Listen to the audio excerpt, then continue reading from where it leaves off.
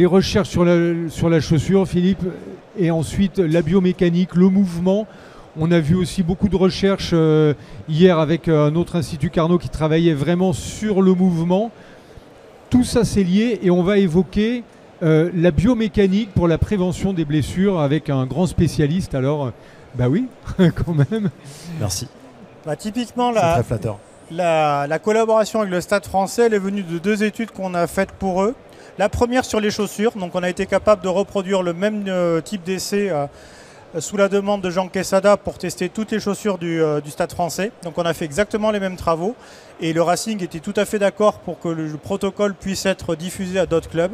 C'est génial. Et tous les résultats qui ont été typiquement faits au niveau du Racing ont été diffusés à l'ensemble des médecins de toutes les équipes du top 14. Donc il y a vraiment la volonté de préserver la santé des joueurs et je pense qu'il faut remercier des équipes qui sont capables de mettre leurs données comme ça à la disposition de tous.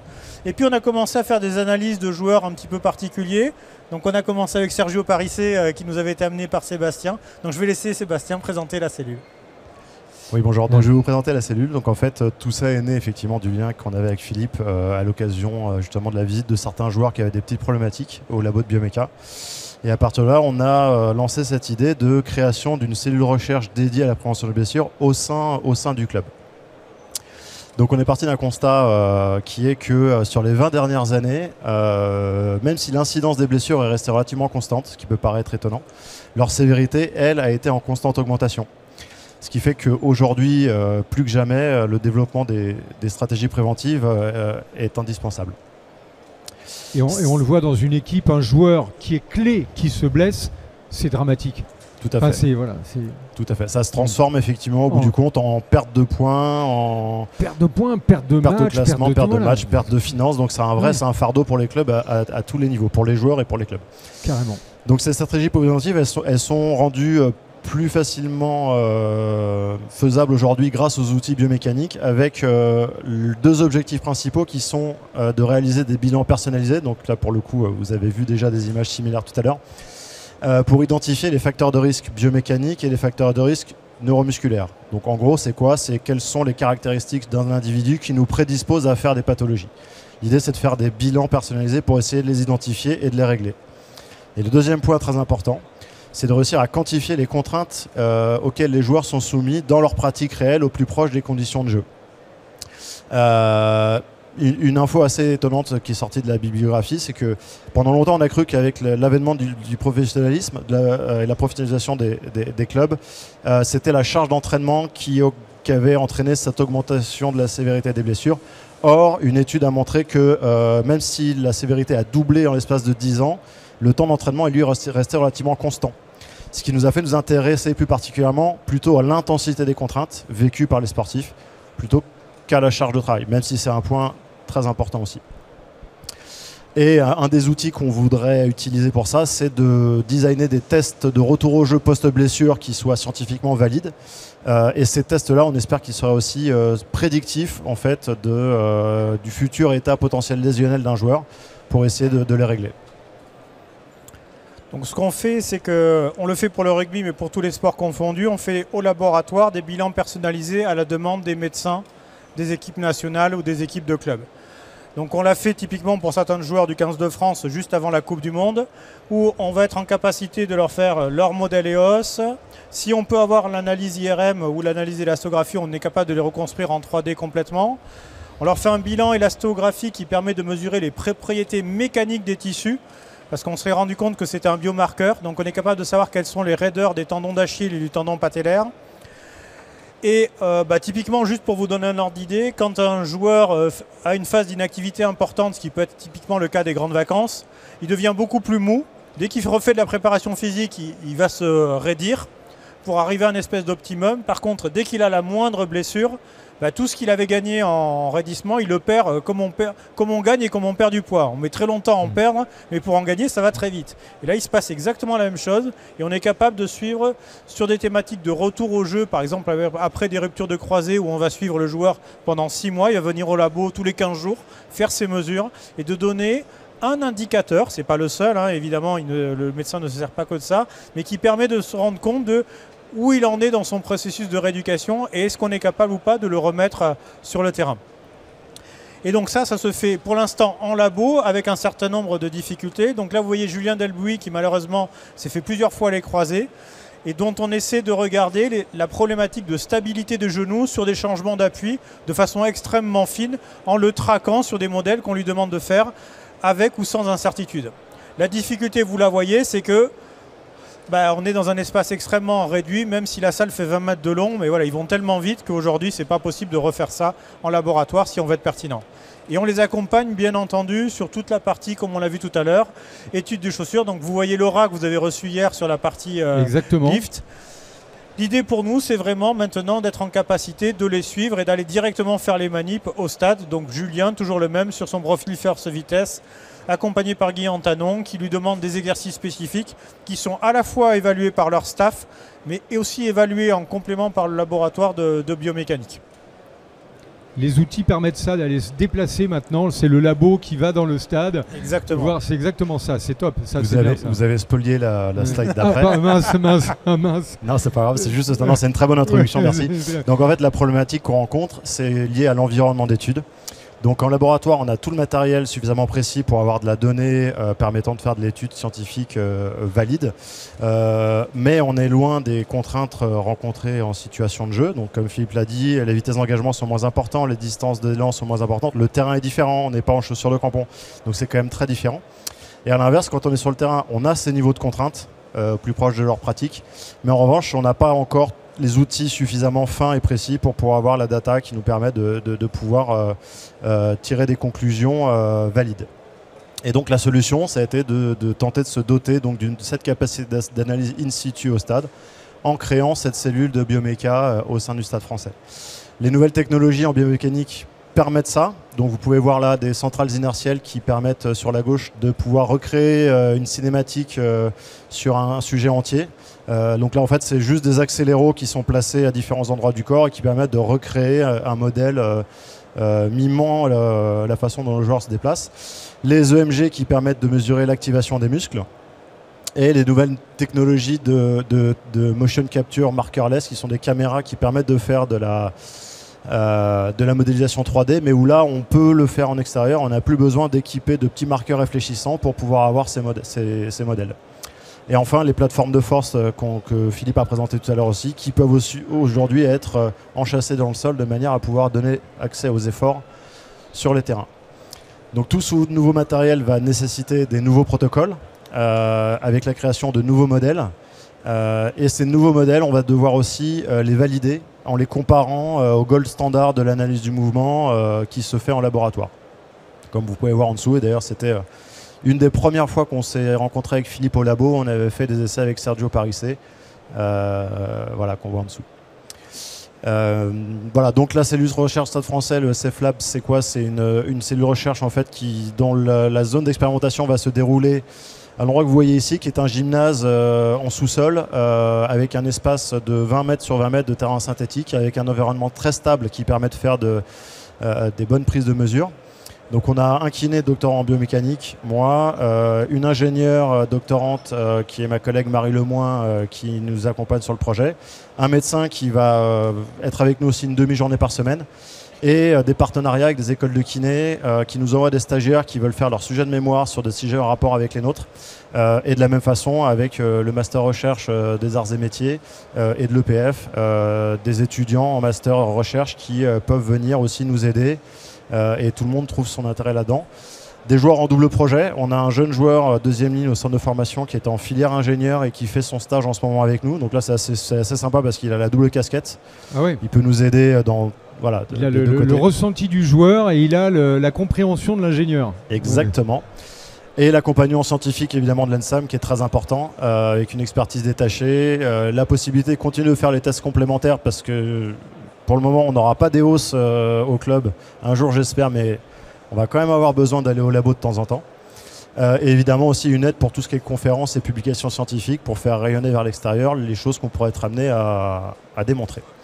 Et un partenaire scientifique avec des partenaires du club qui est assez riche et qui permet aussi de voir assez grand sur ce qu'on veut mettre en place, où effectivement les entreprises qui ont une expertise à faire prévaloir comme talent sur l'intelligence artificielle nous accompagnent aussi sur le projet, sur ce projet-là. Alors, on va essayer de resituer un peu le pourquoi du comment on s'est intéressé à ces deux blessures. Donc, les deux blessures qu'on étudie dans le cadre de la cellule recherche, c'est les ruptures de croisée et les blessures disque jambier. Pourquoi? Parce que ce sont les deux C'est les deux plus fréquentes peut-être, non? Qui induisent le plus lourd fardeau pour les clubs. Des chiffres qui sont exprès un petit peu impressionnants. La rupture du croisé, c'est 35 000 cas par an en France. Ça coûte 23 000 € par cas à la société. Et aux États-Unis, alors forcément ils sont plus nombreux, donc le chiffre est plus important, mais c'est pas tant le chiffre qui est important. On voit que c'est 17 milliards de coups par an, mais surtout quand vous faites un croisé, vous avez plus de chances de développer une arthrose post-croisé, des fois dans les 10 à 20 ans après ce croisé-là. Ce qui veut dire qu'un jeune joueur qui arriverait chez nous à 18 ans, qui se ferait un croisé, pourrait très bien, avant la fin de la carrière, être embêté avec des problématiques d'arthrose. Et le coût que représente cette arthrose secondaire, c'est quasiment la moitié du coût du croisé lui-même. Et ça, c'est quand même assez important. Donc tout ça appelle évidemment à faire des efforts sur la prévention. Et pourquoi sur les sportifs de haut niveau? Parce que les sportifs de haut niveau, c'est un gros avantage, c'est qu'ils sont capables de faire des choses très répétables. Bien comprendre les consignes, les mettre en place, et pour essayer de démontrer des choses, c'est plus simple, et on espère à la fin, si on arrive à tirer des conclusions, que ces choses-là puissent être déclinables au reste de la population, pour que ça puisse améliorer aussi la prévention de ces pathologies-là et le problème de santé publique que ça peut engendrer. Un petit focus particulier sur rugby, juste pour montrer, en fait, là c'est montrer les dernières Coupes du Monde, en fait, finalement l'incidence des blessures a été relativement constante. C'est pour remettre en fois l'accent sur le fait que c'est l'intensité des contraintes qui est peut-être plus mise en jeu.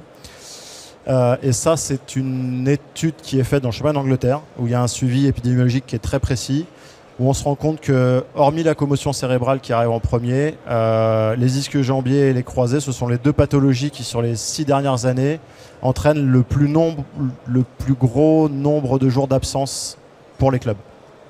D'où l'idée de s'intéresser à ces deux pathologies-là pour essayer d'avoir un impact favorable.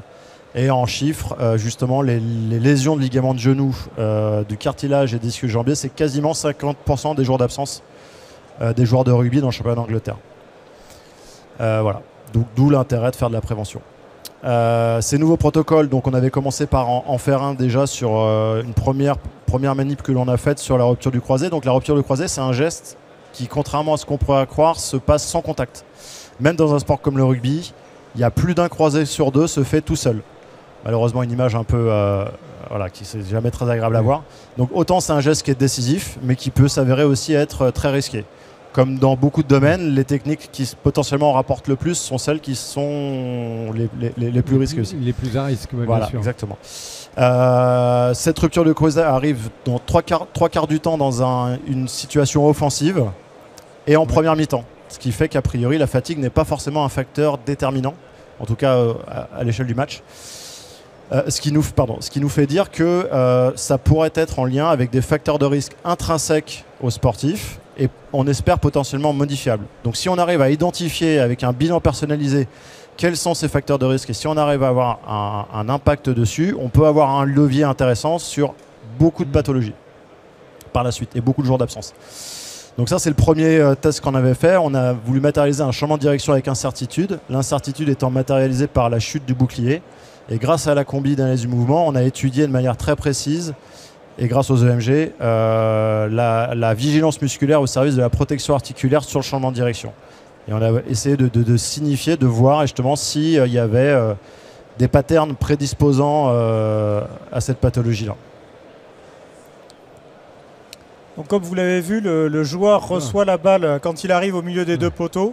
Ouais. Et à ce moment-là, on fait, sans qu'il le sache, tomber le bouclier d'un côté ou de l'autre, ce qui l'oblige à faire un cadrage débordement, alors que quelque part, il fait de la double tâche parce qu'il doit en même temps réfléchir à « je reçois la balle, je me stabilise, j'analyse la situation et je vais du bon côté ». Ben oui. Donc c'est des prises de décision qui sont extrêmement courtes.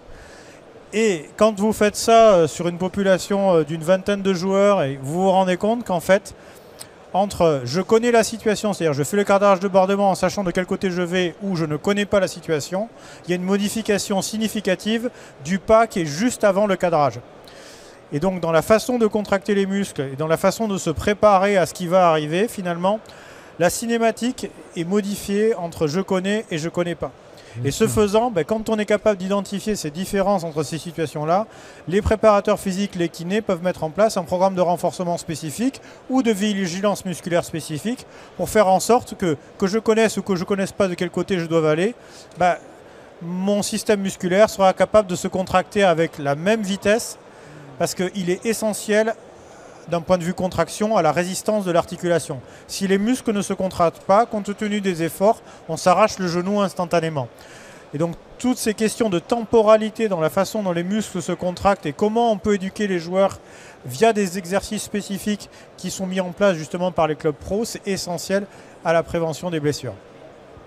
Et donc pour faire ça, on utilise des outils statistiques un petit peu originaux qui nous permettent de comparer. Donc là, vous avez la flexion du genou avec en rouge une situation, en bleu une autre, et de voir sur quelle phase on a des différences significatives et comment on peut expliquer ça. Et aujourd'hui, les outils qui nous permettent de faire ces différences significatives, c'est des outils mathématiques qui sont extrêmement développés et on se fait accompagner justement pour utiliser les outils mathématiques de dernière génération, l'IA de dernière génération sur ces traitements de signaux, parce que ce n'est pas des choses standards qui nous permettent de faire sortir des signaux de très faible amplitude et de pouvoir les faire remonter. Et alors pour compléter, l'idée étant justement de se dire, c'est pas parce que votre genou se comporte bien en situation préétablie, c'est-à-dire je sais de quel côté je vais, qu'on peut en déduire de comment il va se comporter avec incertitude. Or aujourd'hui, la plupart des tests de retour au jeu sont en conditions préétablies, c'est ce qu'on peut voir dans beaucoup de tests faits dans la littérature ou dans les clubs. Mais l'idée d'essayer d'identifier cette signature cinématique et cette signature neuromusculaire, c'est de caractériser la condition d'incertitude et la condition de préétabli et de pouvoir tester le joueur dans les situations pour que lorsqu'on va valider un retour au jeu, on le fasse vraiment avec le maximum d'assurance que ça va bien se passer. Parce que c'est presque la situation la pire, ça, d'arriver en pleine vitesse devant l'obstacle et de ne pas savoir de quel côté on va. Pour les genoux, c'est une des situations la pire parce qu'on imagine la déstabilisation. Si je pars à droite, il faut aller à gauche. Ouais. L'idée là a été de démontrer que justement en condition d'incertitude on avait une majoration de certaines amplitudes et la majoration de ces amplitudes allait entraîner une majoration des efforts, des contraintes vécues par le sujet. Donc là en fonction de si le joueur arrive avant-pied sur la position de droite ou arrière-pied, les contraintes vécues par le genou ne sont pas les mêmes, elles sont plus importantes dans le deuxième cas. Et on peut voir d'ailleurs de face, ça vous paraît même à vous, ça mime assez bien là, ce que vous venez juste de montrer. Vous voyez bien que le joueur de droit qui a une inclinaison du tronc qui n'est pas trop importante et qui ne subit pas son appui et sa vitesse, il est déjà prêt à repartir dans l'autre direction. Là où l'autre joueur subit et clairement le deuxième joueur est dans une situation qui est beaucoup plus à risque pour les ruptures de croisée. Ça c'est donc là justement la notion d'incertitude, la gestion de l'incertitude. Il y a une petite excusez-moi. Voilà. Il y a une vidéo. Il y a de petites vidéos qui ne se sont pas lancées.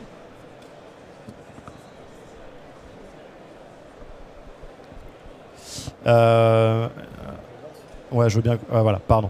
Donc en fait, on s'est rendu compte qu'il y avait plusieurs stratégies pour gérer l'incertitude. Il y a une stratégie qui consistait à piétiner avant la prise de décision, sauf que le joueur perd sa vitesse. Et donc là, on a la performance qui est diminuée. Ok, les facteurs de risque le sont, mais avec moins de performance. On a une situation que l'on considère comme étant un bon compromis, où le joueur fait un appui qu'on appelle conventionnel. Un appui droit succède à un gauche, un appui gauche succède à un droit, où finalement on ne perd pas trop en performance et on améliore, on diminue les facteurs de risque. Et un dernier où on voit que vous voyez, le joueur, là où normalement on se serait attendu à ce qu'à son pied droit succède à un pied gauche, finalement il a fait droit-droit de manière à pouvoir changer de direction le plus rapidement possible. C'est très efficace. Ça, c'est un joueur qui va certainement prendre le dessus sur son adversaire, mais c'est plus contraignant. Mais ça pose une question très importante, et sur laquelle on essaie de rester en alerte, de trouver le meilleur compromis performance-prévention. Parce que pour un sportif de haut niveau, c'est pas audible de s'entendre sacrifier la performance au service de la prévention. C'est quand même des joueurs qui cherchent à être meilleurs que les autres. On ne peut pas les priver de cet atout-là. Donc on essaie quand même d'avoir cette ouverture sur attention à ne pas trop impacter la performance dans les consignes de prévention qu'on va pouvoir mettre en place. Est-ce que quand vous bossez avec les joueurs, ils le savent forcément, mais est-ce que de le voir comme ça, expliqué par des gens en vidéo, est-ce que des fois ça leur donne pas une conscience un peu supérieure sur cette action-là? Parce qu'on sent ils sont que dans un ressenti instinctif, voilà, ils lisent dans les yeux du gars en face, bim, je pars à droite. Que là, de le voir et de le décomposer, ça doit donner quand même des clés à certains pour se dire, tiens, je vais travailler ce petit côté-là, le droite-gauche. Non, ça leur donne des clés quand même. Évidemment, en termes de pédagogie sur les changements pour être amené à faire, en termes de technique et choses, mais là où c'est le plus riche, c'est aussi en sens inverse. C'est le ressenti qu'eux peuvent nous donner et qui peuvent aussi nous permettre de mieux comprendre des situations. C'est pour le coup, les deux sont très intéressants. Carrément. Les deux sujets de thèse, en gros, ce sont deux sujets qui posent sur deux situations à risque, donc vous l'aurez compris, qui sont le croisé et le sprint. Et la finalité, c'est de réussir à créer un modèle musculo-squelettique en capacité de quantifier les contraintes vécues par les structures qui nous intéressent, les ischions en sprint et les ligaments lors du changement de direction. Ce, grâce à toutes les technologies qu'on vous a montrées qui serviraient d'input pour alimenter ce modèle, pour avoir un modèle le plus proche, la meilleure approximation possible de la réalité du sportif. Et ce, pour permettre à terme d'avoir ces fameux tests écologiques de validation de retour au jeu et d'identification des facteurs de risque biomécaniques et neuromusculaires. On va peut-être accélérer un petit peu. Ça, c'est la première partie du sujet de test qu'on a fait. Donc, c'est un test assez intéressant. C'est un test de validité du matériel. Donc, les caméras d'analyse du mouvement que Philippe vous a aussi présenté tout à l'heure, qui sont les caméras markerless, on doit d'abord les comparer à l'outil standard de référence qui est le Vicon. Donc là, en fait, vous allez voir que les joueurs vont réaliser la même action filmée par les deux systèmes et qu'ensuite on va essayer d'identifier à quel point les systèmes sont proches ou non l'un de l'autre et que s'il y a une incertitude de mesure entre les deux, au moins on saura quelle elle est quand on fera nos futures manipulations. Donc là vous allez voir un joueur qui réalise un test changement de direction dans une vitesse qu'on espère maximale en fonction de la distance disponible avec le passage sur les plateformes de force.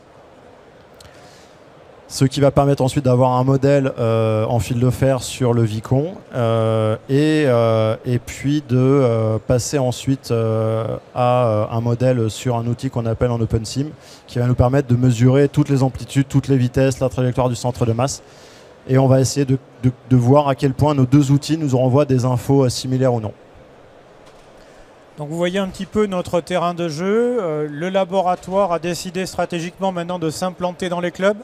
Donc là, on a la chance d'avoir maintenant une antenne au -3 au stade Jean-Bouin qui est quasiment dédiée à la biomécanique. Il pleut jamais, il fait toujours la même température, on peut bosser quand on veut. On a la vraie surface de jeu qui est la même que celle qui est sur le stade, qui est juste en dessous. On peut mettre un système d'analyse de mouvement qui marche par IA.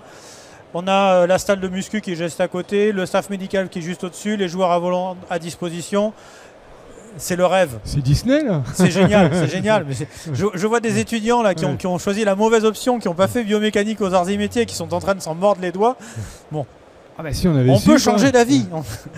Et donc on a la chance de travailler dans un environnement super pro qui est exceptionnel. L'accompagnement d'AM Valor pour toute la partie contractualisation, la partie CIR, c'est hyper important. Nous pour la partie accompagnement scientifique. Et c'est des projets qui sont super motivants, qui sont super originaux, y compris à l'échelle mondiale. Vraiment, World Rugby nous suit à fond parce que la France, sur ces thématiques-là, est très en avance sur beaucoup de pays.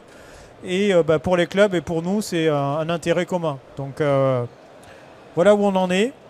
Le prochain projet, vous allez le voir, c'est finalement de faire en sorte que le -3 de Jean-Bouin, on soit capable de le décaisser pour mettre des plateformes de force à même la salle. Faut en discuter un petit peu avec la mairie de Paris. Bon, on va en discuter avec eux, ça va se faire, hein, on est d'accord. On espère. Voilà, et donc là, juste les futurs axes de recherche, les perspectives. Donc en fait, l'idée, pour faire assez simple, c'est vraiment réussir à comprendre comment un joueur bouge dans son corps et interagit avec son environnement. L'interaction avec l'environnement, c'est aujourd'hui possible grâce au GPS notamment et tout ce qui est système de tracking qui va nous permettre de même dessus la trajectoire des ballons. Donc un jour viendra, on sera en mesure de corréler la dynamique du joueur, la façon dont il bouge avec la trajectoire du ballon. Ce sera un outil assez utile parce qu'on pourra donner par exemple au coach la possibilité de dire quel conseil technique génère quelle amélioration ou non de trajectoire. Et on peut avoir la même chose aussi sur la façon dont le joueur bouge au sein de son environnement. Ça typiquement c'est des choses qu'on fait déjà avec la Fédération française de golf. Maxime Bourguin que j'ai vu passer par là a fait sa thèse avec eux et du coup a permis d'avoir une très belle corrélation entre des paramètres biomécaniques et la performance au swing. Donc on est quasiment sur les mêmes outils, mais dédiés cette fois-ci au rugby. Voilà, on a d'autres sujets aussi en cours, comme un sujet qui avait déjà été lancé avec notre entraîneur en chef au Stade Français, Karim Ghizal, qui a déjà participé à une expérimentation avec l'EPF, avec Maxime et avec Philippe autour du lift en touche. L'interaction joueur-environnement avec l'approche neurocognitive, où les docteurs du Stade Français, Elliot Rubio et le neurologue Jean-François Sherman travaillent. Les protège-gens connectés, et évidemment aussi à terme le croisement de data grâce à l'IA entre données GPS, monitoring, où là on va s'intéresser un peu plus à la charge de travail, parce que même si on a dit que c'est a priori c'est pas l'axe qu'on avait choisi nous, ça reste quand même un des phénomènes très importants qui vient compléter le triptyque pour essayer de faire de la performance et de la prévention. Donc cette cellule recherche, c'est quoi? C'est tout un écosystème de partenaires autour du club, 2 écoles d'ingé qui permettent un accompagnement scientifique des clubs, la possibilité d'accompagnement des joueurs centre de formation ou pro en reconversion, d'accompagnement des staffs aussi en quête de personnalisation, une école de kiné qui nous envoie encore une fois des stagiaires et qui peuvent être des ressources potentielles pour le futur, et enfin des sponsors et partenaires dont on a déjà parlé, comme Malakoff Humanis qui est une mutuelle et Talent qui nous accompagne aussi dans ce projet, et voilà, donc ça fait beaucoup de gens au service d'un projet qui on espère sera vertueux pour la suite. Qu'il l'est déjà, qu'il l'est déjà. On espère. Bah ouais, carrément. Merci beaucoup. Donc le mot de la fin, allez au stade. Ouais. Bon, il est 3h, on est parfaitement à l'heure, mais question, est-ce qu'il y a une ou deux questions? Est-ce qu'on ouvre là les recherches, là, parce qu'on est sur le SF Lab, mais le SF Lab, est-ce qu'il a vocation à sortir toutes les recherches et à les donner à tout le monde, les partager, ou est-ce que ça reste un peu quand même dans 2-3 clubs qui les gardent précieusement? Non, il y a toute la partie santé où il y a vraiment une volonté de tous les clubs de partager la donnée. Ça c'est bien aussi. Et en plus, c'est vraiment, comment dirais-je, mis en place par la Fédé et par la Ligue, où il y a des commissions médicales qui ont pour but justement que tous les médecins de Top 14 et de Pro D2 se rassemblent. Ils le font le jour de la finale du Top 14 et on montre tous ces exposés-là, tous les clubs confondus. Génial. Et tous les rapports sont envoyés à tout le monde. Après, sur la partie performance, il est clair que là, c'est de la donnée stratégique et chaque club a sa façon de travailler et du coup, là, pour le coup, c'est cloisonné. Est-ce que c'est en lien aussi, tu évoquais que la France était quand même bien placée dans ce type de recherche. Est-ce que on l'a vu quand même, on a une belle équipe de rugby là aujourd'hui depuis plusieurs années maintenant, qui flirte, qui est toujours sur le podium et qui flirte vraiment avec l'élite en permanence. C'est lié un peu ces recherches-là. On imagine que dans les clubs, ça fait du bien quand même d'avoir un labo en bas, même pour les joueurs. Ça crée un cadre et un environnement qui est quand même qui donne envie d'aller dans la performance. J'imagine ça nourrit la performance dans les résultats. On espère. Déjà, ne serait-ce que, comme vous l'aviez dit tout à l'heure, si on arrive à faire revenir des joueurs dans des meilleures conditions sans se reblesser, et déjà ça veut dire que les meilleurs joueurs sont plus souvent présents, les résultats vont s'en sentir améliorés. Et les joueurs sont aussi dans un climat de confiance, voyant qu'on prend en charge leur santé. Je pense qu'on a la chance d'être les deux clubs, même s'ils ne s'aiment pas trop. C'est des clubs où vraiment on met l'accent sur la santé, et je pense que pour un joueur, ça c'est très important de se sentir en sécurité, notamment à travers ces jeux de commotion, où ils savent que voilà, ça c'est difficile de quantifier l'apport que ça a, mais ça en a un qui est non négligeable à bien des égards. Carrément. Eh bien, un grand merci à tous les deux, on peut vous applaudir encore parce que c'est vraiment un super sujet.